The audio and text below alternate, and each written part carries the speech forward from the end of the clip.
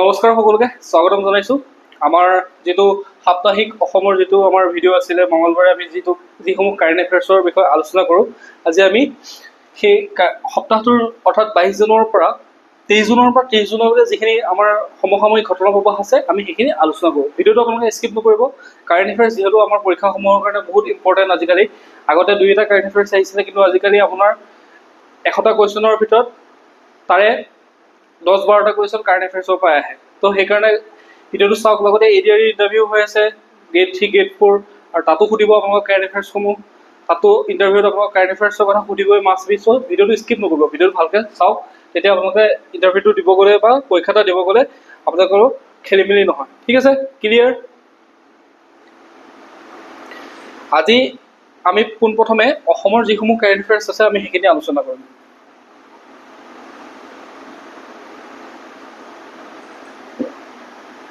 পোনপ্ৰথমে হৈছে NYIFF-ত শ্ৰেষ্ঠ পৰিচালকৰ বঁটাৰে সন্মানিত হৈছে ৰীমা দাস ফ্লেজ ৰকষ্টাৰ কাৰণে বিখ্যাত এবাৰ ফ্লেজ ৰকষ্টাৰ 2 খনৰ কাৰণে ৰীমা দাসে কি হৈছে শ্ৰেষ্ঠ পৰিচালকৰ বঁটা পাইছে ক'ত পাইছে এটো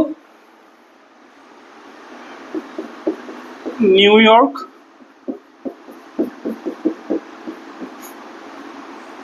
ফিল্ম ফেষ্টিভেলত পাইছে নিউয়ৰ্ক ইণ্ডিয়ান ফিল্ম ফেষ্টিভেলত কি পাইছে এই বঁটাটো পাইছে শ্ৰেষ্ঠ পৰিচালকৰ বঁটা ছবিখনৰ কাহিনীটো এনেকুৱা ধৰণৰ এগৰাকী কিশোৰীয়ে আবেগেৰে সংগীতৰ পিছে পিছে দৌৰি ফুৰাৰ এক কাহিনীৰ ওপৰত ভিত্তি কৰি নিৰ্মাণ কৰা হৈছে কাহিনীটো এনে ধৰণৰ কাহিনীৰ বিষয়ে আপোনালোকক নুসুধে কিন্তু এই বঁটাটো কোনে পাইছে বা কোনখন ফিল্মৰ কাৰণে পাইছে পৰিচালকগৰাকীৰ নাম কি আছিলে সেই বিষয়ে আপোনালোকক সুধিব সেইকাৰণে সেইটো কথা মনত ৰাখিব ঠিক আছে ক্লিয়াৰ নেক্সট আহিছোঁ আমি 5টা সোণৰ পদক জয় অসমৰ দলৰ 5টা সোণৰ পদক জয় কৰিছে অসমৰ এটা দলে নেপাল ইণ্ডো নেপালত এখন খেল হৈছিলে ইণ্টাৰনেশ্যনেল গেমছ আৰু সেই তাতে কিক বক্সিং আৰু টাইকোৱাণ্ডোত কি পাইছে 5টা পদক পাইছে অসমৰ 5 গৰাকী খেলুৱৈ কি পদক পাইছে কোনে কোনে পাইছে আমি সেইটো কথা জানি লওঁ সৰু কথাৰ এই সকল খেলুৱৈ পাইছে দীক্ষিত কুমাৰে পাইছে কিক বক্সিঙত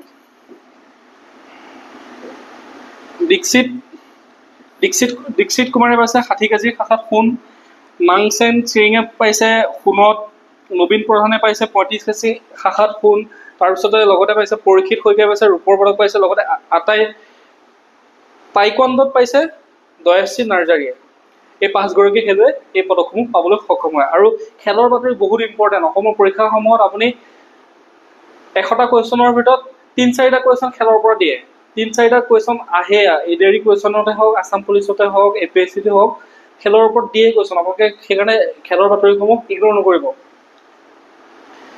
খেলৰ বাতৰি আজিকালি বহুত সোধে এক্সামত ঠিক আছে তাৰপিছতে জুনিয়ৰ ৰোল বল বিশ্বকাপত জিলিকিল অসমৰ 3 গৰাকী খেলুৱৈ ভাৰতীয় দলৰ হৈ প্ৰতিনিধিত্ব কৰা অসমৰ 3 গৰাকী সন্তানে কি কয় ৰোল বল ৱৰ্ল্ড কাপত তেওঁলোকে জয়ী হ'বলৈ সক্ষম হয় খেলুৱৈগৰাকীৰ নাম কি হৈছে নাম হৈছে আপোনাৰ ধনিষ্ঠা কাশ্যপ কৃষ্টি চহৰীয়া আৰু বীৰ এই 3 গৰাকী খেলুৱৈ ভাৰতীয় দলৰ হৈ প্ৰতিনিধিত্ব কৰিছিলে তো এই কেইগৰাকীৰ নামটো আপোনালোকে মনত ৰাখিব ঠিক আছে তেওঁলোকক এয়াৰপৰ্টত আদৰণি জনোৱাৰ এক ছবি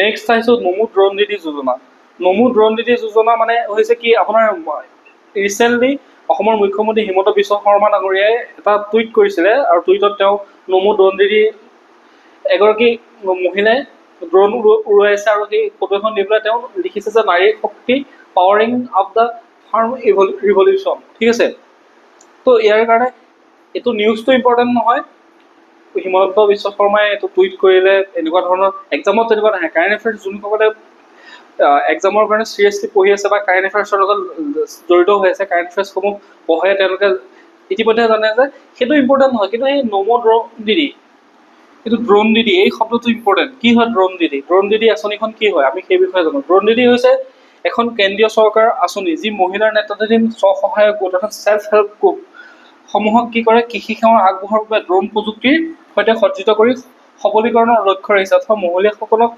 ড্ৰোনৰ প্ৰশিক্ষণ দিব মহিলাসকলে সেই ড্ৰোন লৈ পেলাই কি কৰিব খেতি পথাৰত কৃত্ৰিম সাৰ হওক বা অন্য সাৰ হওক তাতে ছটিয়াব পাৰিব ছটিয়াই পেলাই তেওঁলোকে আৰ্থিকভাৱে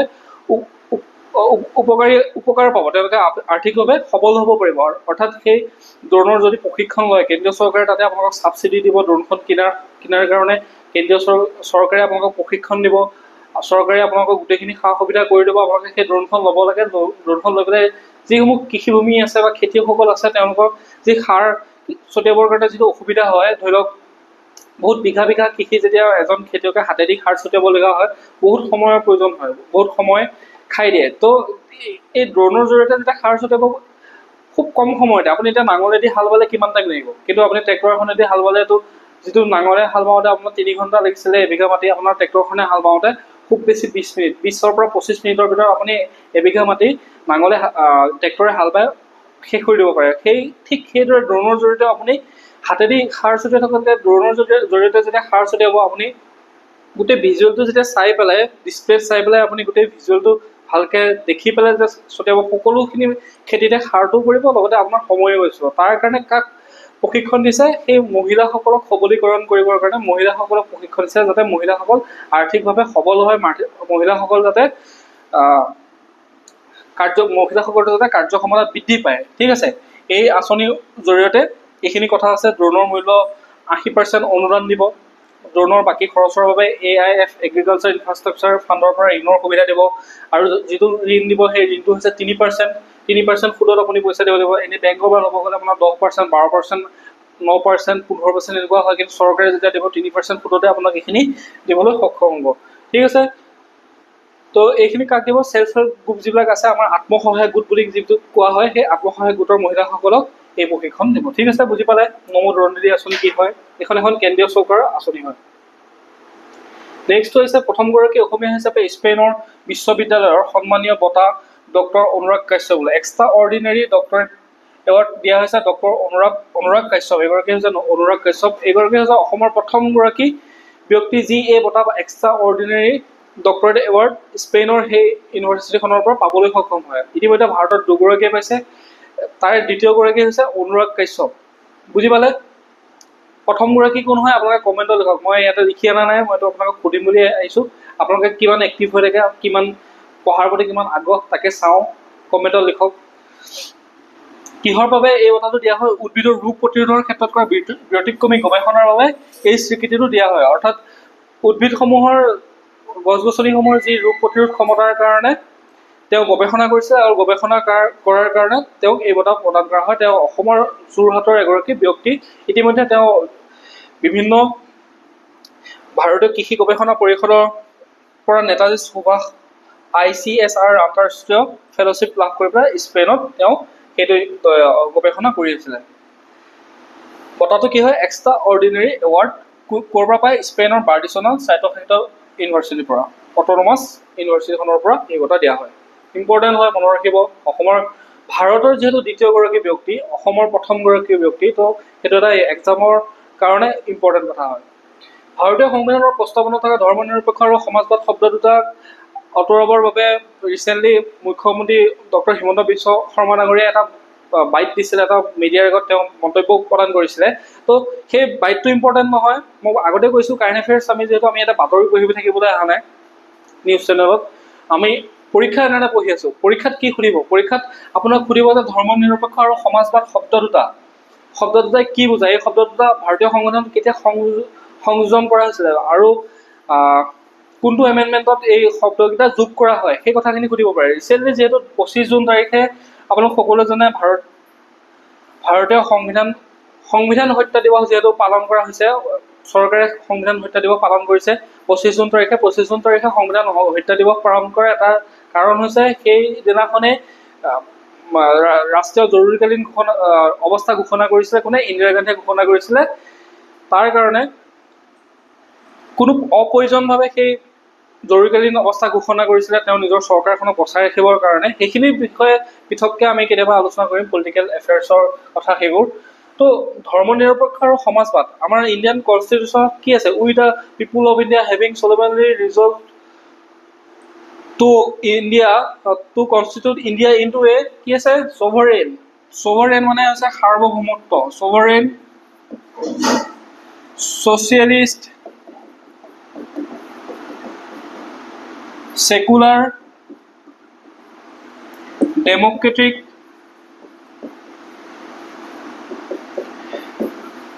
republic, এই শব্দকেইটা আছে। With the people of India যিটো আমাৰ সংবিধানৰ প্ৰস্তাৱনাটো আমি যেতিয়া পঢ়োঁ, প্ৰিএম্বুলটো যেতিয়া পঢ়োঁ, ষ্টাৰ্টিং হয় সেই ধৰণে।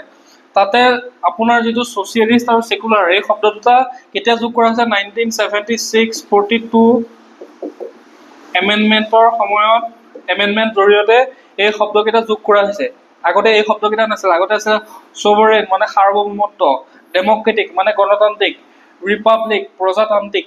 ঠিক আছে, তো 1976 42 এমেণ্ডমেণ্টত এই শব্দকেইটা যোগ দিয়া হয়। এই শব্দকেইটা কি বুজায়? ধৰ্ম নিৰপেক্ষ আৰু সমাজবাদ শব্দকেইটাই কি বুজায়? ধৰ্ম নিৰপেক্ষ অৰ্থাৎ ছেকুলাৰিজম, অৰ্থাৎ ভাৰতৰ চৰকাৰে কেতিয়াও কোনো এটা নিৰ্দিষ্ট ধৰ্মক প্ৰাধান্য নিদিয়ে, সকলো ধৰ্মৰ প্ৰতি সমান দৃষ্টিকোণ ৰাখে, সকলোকে সমান দৃষ্টিকোণেৰে চায় আৰু কোনো এটা নিৰ্দিষ্ট ধৰ্মৰ পৃষ্ঠপোষকতা নকৰে। ছেকুলাৰিজম ধৰ্ম নিৰপেক্ষ অৰ্থাৎ ধৰ্ম কোনো এটা নিৰ্দিষ্ট ধৰ্মৰ পক্ষত নাই।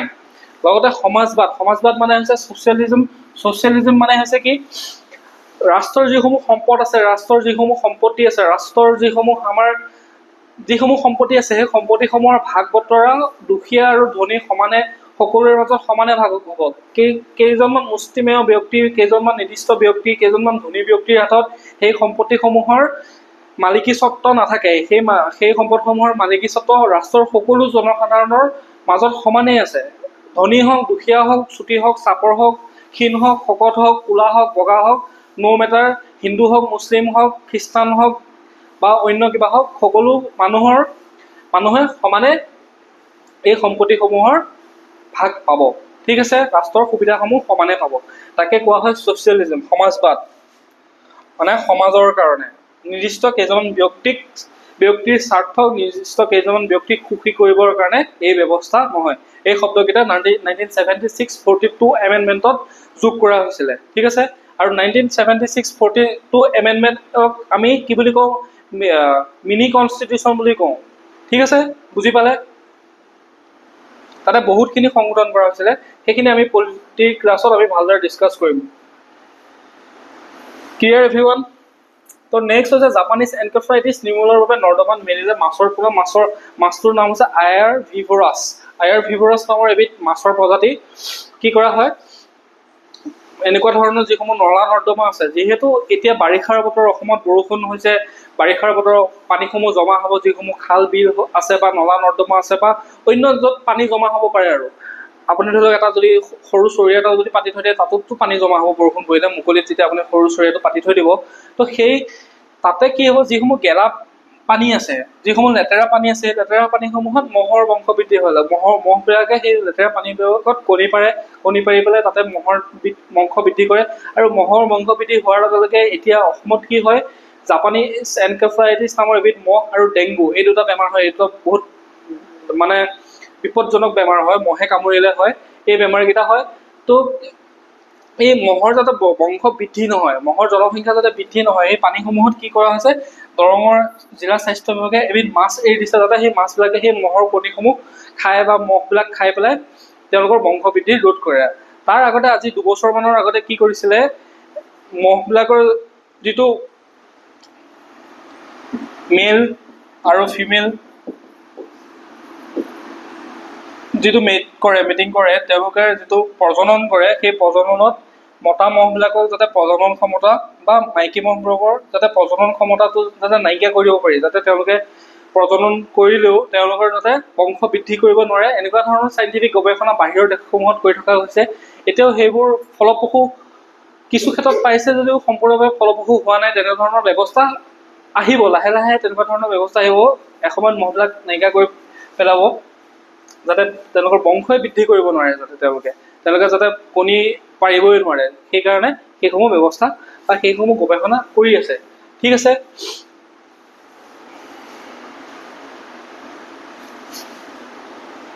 আপুনি যদি গাঁৱৰ হয়, গাঁৱৰ পৰিৱেশত আপুনি সন্ধিয়া টাইমত দেখিব যে এবিধ আমি জীয়া বুলি কওঁ, জীয়া। সেই জীয়া গাঁৱৰ পৰিৱেশত আপুনি সন্ধিয়া টাইমত, আবেলি টাইমত জীয়া ওলায়। চোতালত চাব জীয়া ওলায়, আৰু সেই জীয়াবিলাকে মহবিলাক খায়। আজিকালি সেই জীয়াবিলাক নাইকিয়া হ'ল পৰিৱেশৰ পৰিৱৰ্তনৰ কাৰণে, বা বিশেষকৈ যিবিলাক টাউন এৰিয়া আছে সেইবিলাকতো এনেকুৱা ধৰণৰ চিয়া পায়, নাপায়েই। লগতে ইয়াত নলা নৰ্দমা বেছি, তো মহৰ বংশ বৃদ্ধি বেছি হয়। এইবাৰ আহিছোঁ ৰাষ্ট্ৰীয় বাতৰিসমূহ, ৰাষ্ট্ৰীয় যিসমূহ কাৰেণ্ট এফেয়াৰ্ছ আছে আমি সেইখিনি আলোচনা কৰোঁ। ঠিক আছে, ই ভোটিং বিহাৰ, অৰ্থাৎ বিহাৰত শেহতীয়াকৈ কি কৰা হৈছে, ভাৰতৰ দেশৰ ভিতৰতে প্ৰথমবাৰৰ বাবে ই ভোটিং ব্যৱস্থা কৰা হৈছে। ই ভোটিং মানে হৈছে কি, আপুনি ঘৰতে থাকি পেলাই মোবাইলৰ জৰিয়তে বা এপছৰ জৰিয়তে আপুনি অনলাইন আপুনি ভোট প্ৰদান কৰিব পাৰে। ই ভোটিং কি? ই ভোটিং হৈছে সহজ ভাষাত এগৰাকী ভোটাৰে ভোট কেন্দ্ৰলৈ গৈ আপুনি ভোট কেন্দ্ৰত থিয় হৈ লাইন পাতি ভোট দিয়াৰ পৰিৱৰ্তে মোবাইলৰ জৰিয়তে আপুনি ভোট দিব পাৰে। সেইকাৰণে বিহাৰৰ পৌৰসভাৰ ৰিচেণ্টলি পৌৰসভাৰ ইলেকশ্যন হৈ গৈছে, সেই পৌৰসভাৰ 28 জুনত পৌৰসভাৰ ইলেকশ্যন হৈ গৈছে, তাতে এই ভোটিং প্ৰক্ৰিয়া বা ই ভোটিং কাৰ্যকৰী কৰা হৈছে, মানে চাইছে চেক কৰি পেলাই সফল হ'বনে নহয়। ঠিক আছে, তো লাহে লাহে বাকীসমূহ ৰাজ্যতো এই ব্যৱস্থা আহিব। আৰু ই ভোটিং কোনে দিব পাৰিব? আপুনি এজন যদি সবল মানুহ হয় তেতিয়াহ'লে ই ভোটিং আপোনাৰ কাৰণে নহয়।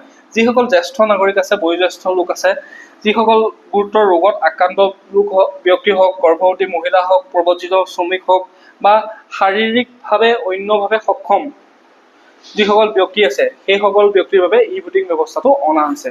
ঠিক আছে, ক্লিয়াৰ হ'ল? তাৰপিছতে এটা নিউজ হৈছে মহাকাশ যাত্ৰাৰ বাবে সাজু দাংগেটি জাহ্নবী।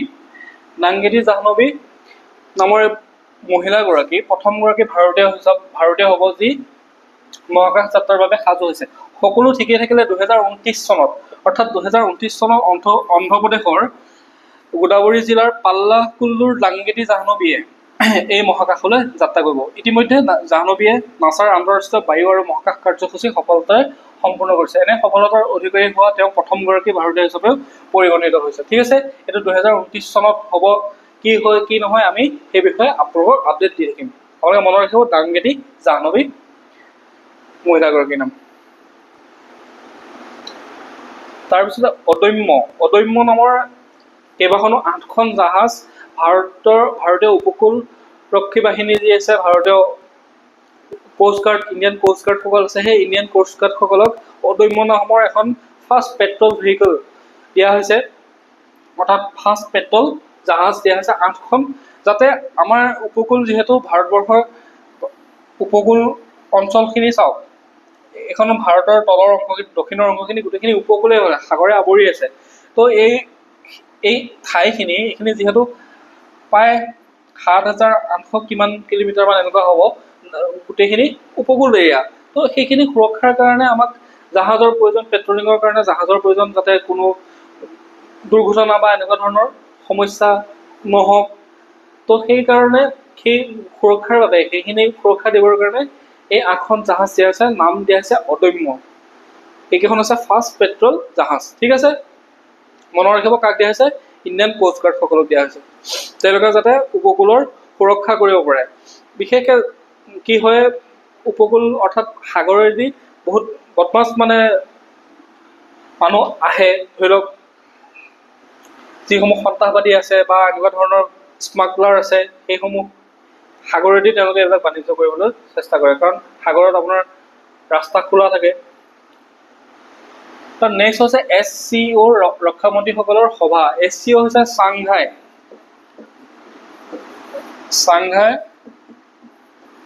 কোঅপাৰেশ্যন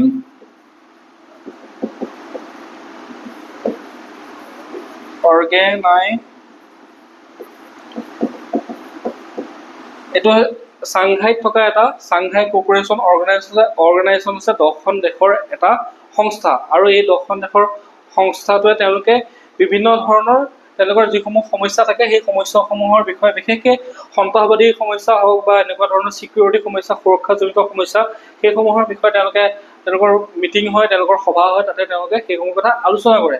তো চাংঘাই যিটো সংস্থা আছে, ইয়াৰ মুখ্য কাৰ্যালয়টো আছে বেইজিঙত হেডকোৱাৰ্টাৰ আছে। তাৰপিছত তাছকেণ্টত কি আছে, ইয়াৰ যিটো আঞ্চলিক সন্ত্ৰাস বিৰোধী সংগঠন ৰাটছ আছে, ৰাটছ নামৰ সংস্থাটো ক'ত আছে? ৰিজনেল এণ্টি টেৰৰ এনেকুৱা ধৰণৰ আছিলে ৰাটছৰ নাম। তো ৰাটছ সেইটো আছে ক'ত আছে? তাছকেণ্টত আছে। তাছকেণ্ট হৈছে উজবেকিস্তানৰ ৰাজধানী, উজবেকিস্তান দেশখনৰ ৰাজধানী। কোন কোন দেশ আছে? ভাৰত আছে, চীন আছে, ৰাছিয়া আছে, পাকিস্তান আছে, কাজাখাস্তান আছে, কিৰ্গিস্তান আছে, উজবেকিস্তান আছে, তাজিকিস্তান আছে, ইৰাণ আছে, বেলাৰুছ আছে, এইকেইখন দেশ আছে। আগতে চাংঘাই 5 আছিলে, অৰ্থাৎ চাংঘাই 5খন দেশ আছিলে, চীন, ৰাছিয়া, কাজাখাস্তান, কিৰ্গিস্তান, তাজিকিস্তান, এইকেইখন দেশ আছিলে। তো পিছত কি কৰিলে, ৰাছিয়াই বিচাৰিলে, ভাৰতক ল'বৰ কাৰণে। তো ৰাছিয়াই যেতিয়া ভাৰতক চাংঘাই কোঅপাৰেশ্যনত সোমাবৰ কাৰণে বা ইয়াত জইন কৰাবৰ কাৰণে চেষ্টা কৰিলে, তাৰপিছত চীনে গৈ পেলাই পাকিস্তানকো সোমোৱাই ল'লে। এতিয়া কেইখন দেশ হ'ল? 10খন দেশ হ'ল টোটেল। তাতে আমাৰ ৰক্ষামন্ত্ৰী গৈছিলে ৰাজনাথ সিং, তাতে এখন চুক্তি স্বাক্ষৰ কৰিবলৈ তেওঁ অস্বীকাৰ কৰিলে, কাৰণ জম্মু কাশ্মীৰৰ পাহালগামত হোৱা সন্ত্ৰাসবাদী আক্ৰমণৰ উল্লেখ তাত থকা নাছিলে। এই চীনে কি কৰিছে, তেওঁলোকে পাকিস্তানৰ বেলুচিস্তানত হোৱা সন্ত্ৰাসবাদীৰ কথা, তেওঁলোকৰ তাতে তেওঁ ৰাস্তা বনাই আছে, কৰিডৰ বনাই আছে, তাতে তেওঁলোকক বেলুচিস্তানৰ যিসকল বিদ্ৰোহী গোট আছে সেইসকলেতো আক্ৰমণ কৰি তেওঁলোকৰ ক্ষতি কৰি থাকে। সেইকাৰণে তাতে তেওঁলোকে উল্লেখ কৰিছে তাতে সন্ত্ৰাসবাদীৰ কাৰণে অসুবিধা বা সন্ত্ৰাসবাদী এনেকুৱা ধৰণৰ কাম আছে। কিন্তু আমাৰ পাহেলগামত ইমানখিনি নিৰীহ লোকক হত্যা কৰি গ'ল পাকিস্তানৰ সন্ত্ৰাসবাদী আহি পেলাই, সেইটো কথা তেওঁলোকে তাতে উল্লেখ নকৰিলে। তো তাৰ কাৰণে আমাৰ ৰাজনাথ সিঙে কি কৰিলে, সেইখন চুক্তিত স্বাক্ষৰ কৰিবলৈ অস্বীকাৰ কৰিলে। ৱেল ডান।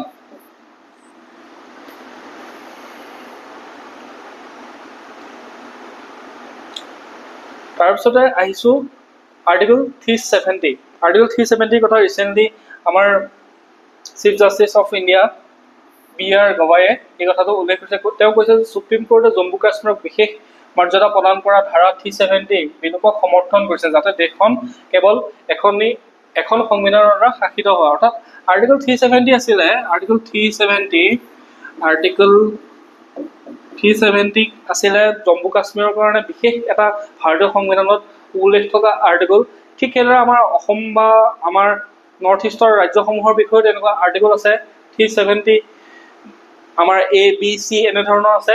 তো সেইখিনি পলিটিকেল ক্লাছত আমি ডিছকাছ কৰিম, এড কৰি থাকিলে বহুতখিনি দীঘল হৈ গৈ থাকিব ভিডিঅ'টো। তো আৰ্টিকল 370 আছিলে জম্মু কাশ্মীৰৰ কাৰণে থকা এটা আৰ্টিকল, যাৰ জৰিয়তে জম্মু কাশ্মীৰে কিছুমান বিশেষ সুবিধা পাইছিলে, যিসমূহ সুবিধা বেলেগ ভাৰতৰ অন্য ৰাজ্যসমূহে নাপায়, সেই সুবিধাসমূহ তেওঁলোকে পাইছে। তেওঁলোকৰ বাবে এখন পৃথক সংবিধান তেওঁলোকে মানিব পাৰিছিলে, তেওঁলোকৰ কাৰণে পৃথক পতাকা আছিলে, এনেকুৱা ধৰণৰ ছিষ্টেম আছিলে। তো আৰ্টিকল 370 কেতিয়া আঁতৰোৱা হৈছে? 2019 চনত আৰ্টিকল 370 জম্মু কাশ্মীৰৰ পৰা আঁতৰোৱা হয়, আৰু এইটো এটা উচিত কৰিছে বুলি আমাৰ মুখ্য ন্যায়াধীশে ৰিচেণ্টলি কৈছে। তো সেইটো কাৰণে মই কথাটো লৈ আহিলোঁ।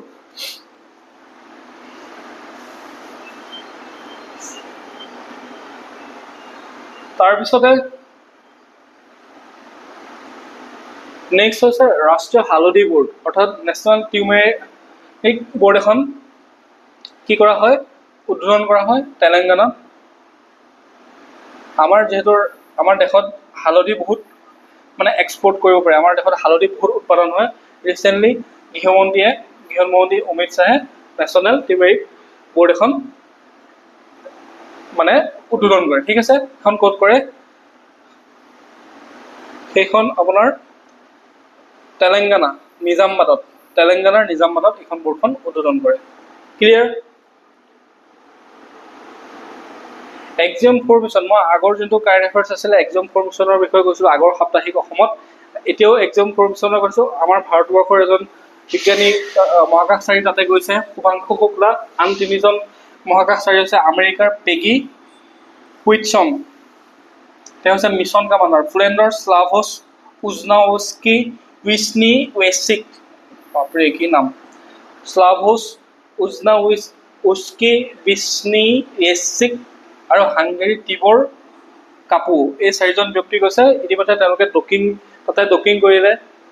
যিটো আমাৰ এক্সাম ফৰমেশ্যনৰ লক্ষ্য হৈছে ইণ্টাৰনেশ্যনেল স্পেচ ষ্টেচনত গৈ পেলাই তেওঁলোকে ৰিচাৰ্চ কৰা, 60টাতকৈ অধিক তেওঁলোকে ৰিচাৰ্চ কৰিব। ইণ্টাৰনেশ্যনেল স্পেচ ষ্টেচন কি হয়? ইণ্টাৰনেশ্যনেল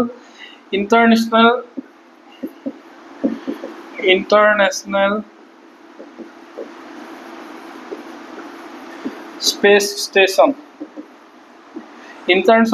ষ্টেচন হৈছে আমাৰ পৃথিৱীৰ পৰা 400 কিলোমিটাৰ ওপৰত থকা মহাকাশৰ গৱেষণা কৰিবৰ কাৰণে এটা উপগ্ৰহ, কিন্তু তাতে কি হয়, মানুহ থাকিব পাৰে। এনেকুৱা এটা উপগ্ৰহ, তাতে গৈ মানুহ থাকিব পাৰে, আৰু তেওঁলোকে সেই মহাকাশখন বা সেই ইউনিভাৰ্চখনৰ তেওঁলোকে ৰিচাৰ্চ কৰিব পাৰে, বিভিন্ন ঘটনা পৰিঘটনাবোৰ, তৰা, নক্ষত্ৰ, গ্ৰহ, ধূমকেতু, সকলোবিলাক তেওঁলোকে তাতে গৈ গৱেষণা কৰিব পাৰে, যিকোনো ধৰণৰ সেই ঘটনাসমূহ, মহাকাশৰ লগত জড়িত ঘটনাসমূহ। সেই ইণ্টাৰনেশ্যনেল স্পেচ ষ্টেচনত গৈছে এই 4জন ব্যক্তি। লগতে স্পেচ যানখনৰ নাম হৈছে ড্ৰেগন মহাকাশযান। আৰু এইটো এটা হৈছে private mission, space x, Elon মাস্কৰ স্পেচ এক্সে এই মিছনটো কৰিছে। আৰু আপোনাৰ তাতে ব্যৱহাৰ কৰা ৰকেটটোৰ নাম হৈছে ফেলকন 9। ঠিক আছে, ক্লিয়াৰ হ'ল?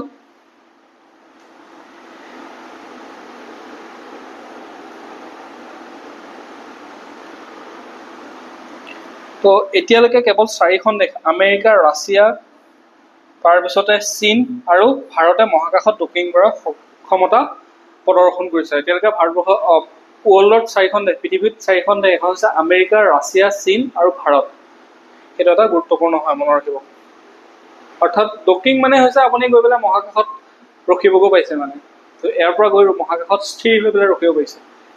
তাৰপিছত পৰাগজন ৰ'ৰ নতুন মুখ্য হেড নিযুক্তি দিয়া হয়, নাম কি হৈছে পৰাগজন। পূৰ্বতে তেওঁ ৰ'ৰ এজন কি আছিলে, RNW প্ৰযুক্তিগত শাখাৰ এভিয়েশ্যন গৱেষণা কেন্দ্ৰৰ মুৰব্বী হিচাপে কাম কৰিছিলে। এজন হৈছে পৰাগজন, মনত ৰাখিব। ঠিক আছে,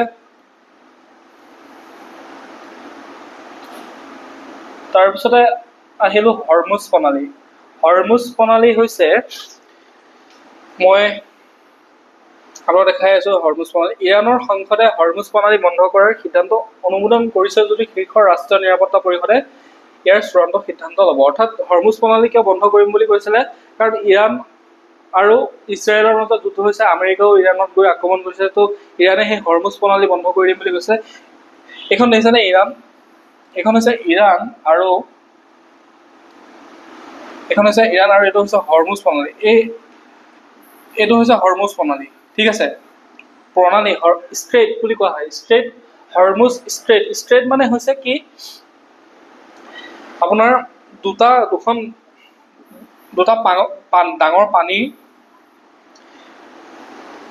সংযোগ কৰা এটা সৰু পথ, দুটা ডাঙৰ ধৰি লওক জলাশয় হওক, সাগৰ হওক বা ডাঙৰ যিকোনো নদী হ্ৰদ হওক, সেই দুটাক সংযোগ কৰা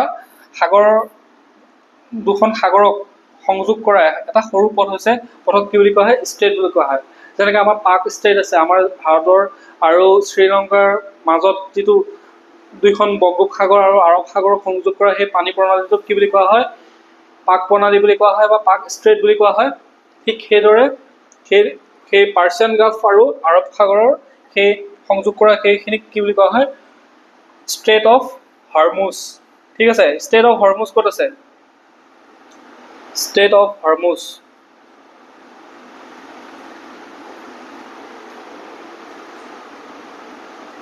ষ্টেট অফ হৰমুজ মই আপোনালোকক দেখাইছো।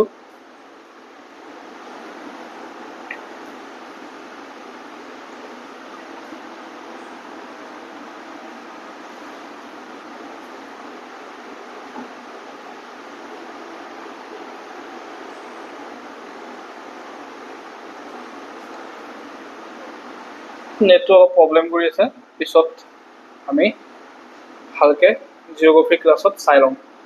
মানে এইটো ষ্টেট অফ হৰমুজটো অনাৰ ইম্পৰ্টেণ্ট কথাটো, ইৰাণ ইজৰাইলৰ যুদ্ধ হৈছে, ষ্টেট অফ হৰমুজ বন্ধ কৰিছে, সেইবোৰ আমাৰ নিউজ নহয়, সেইবিলাক আমাৰ কাৰেণ্ট এফেয়াৰ্ছ প্ৰয়োজন নাই, আমাৰ এক্সামত নুঠে, সেইবোৰ হৈছে বাতৰি, আপুনি জনাটো প্ৰয়োজন, সেইবোৰ হৈছে বাতৰি। কিন্তু আপোনাক এক্সামত সুধিব যে ষ্টেট অফ হৰমুজ ক'ত আছে, বা ষ্টেট অফ হৰমুজক ওচৰত বা কাষত থকা দেশকেইখনৰ নাম কি, 3খন দেশৰ নাম দিব, এখনৰ কথা সুধি দিব যে কোনখন দেশ আছে বা কোনকেইখন কাউণ্ট্ৰি পৰে, বা ষ্টেট অফ হৰমুজে কি কাৰণে ইম্পৰ্টেণ্ট হয় সেইখিনি কথা সুধিব। সেইকাৰণে আপোনালোকে এবাৰ মেপখন চাব, আপোনালোকৰ এটলাছখন চাব, চাই পেলাই ষ্টেট অফ হৰমুজৰ বিষয়ে অলপমান ডিটেইলছটো জানি ল'ব। ঠিক আছে,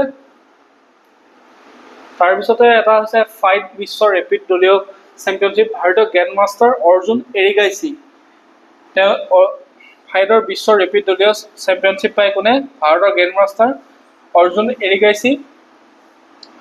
তাৰপিছতে শ্ৰীনাথ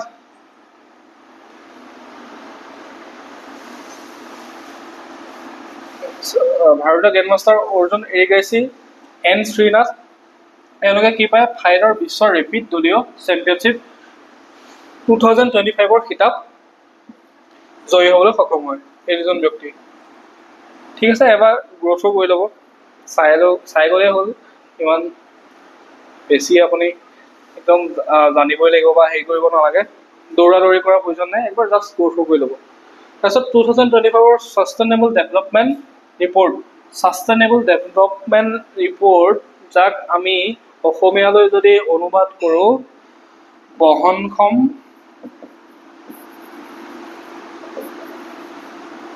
বহনক্ষম উন্নয়ন হ'ব। ঠিক আছে, বহনক্ষম উন্নয়ন, ছাষ্টেইনেবল ডেভেলপমেণ্ট ৰিপৰ্ট, বহনক্ষম উন্নয়নৰ এটা ৰিপৰ্ট দিয়া হয়। ছাষ্টেইনেবল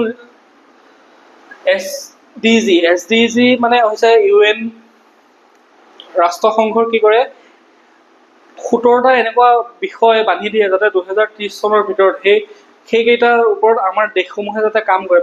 যিসমূহ কাণ্ট্ৰি আছে 167খন কাণ্ট্ৰিক লৈ পেলাই এই SDG গ'ল, ছাষ্টেইনেবল ডেভেলপমেণ্ট গ'ল, 17টা গ'ল দিয়া হয়, 17টা লক্ষ্য বান্ধি দিয়া হয়। সেই 17টা লক্ষ্য পূৰণ কৰিবলৈ কাৰণে তেওঁলোকক কোৱা হয়। ঠিক আছে, তো সেই 17টা লক্ষ্য কি? এটা হৈছে ন' পভাৰ্টি, প্ৰথমটো হৈছে ন' পভাৰ্টি, ছেকেণ্ডটো হৈছে জিৰ' হাংগাৰ, থাৰ্ডটো হৈছে good health and well-being, quality education, gender equality, clean water and sanitisation, affordable and